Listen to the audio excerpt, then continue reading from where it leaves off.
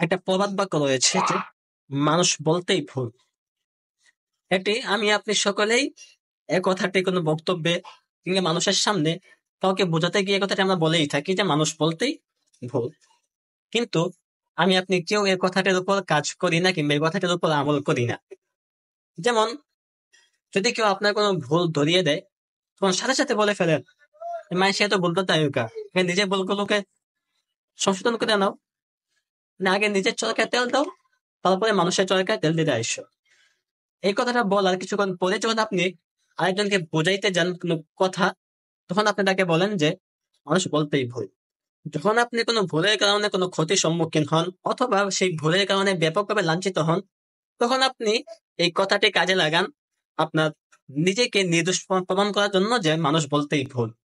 কিন্তু প্রকৃতপক্ষে মানুষ বলতেই ভুল এই কথাটি আপনি বুকে লালন করেন না।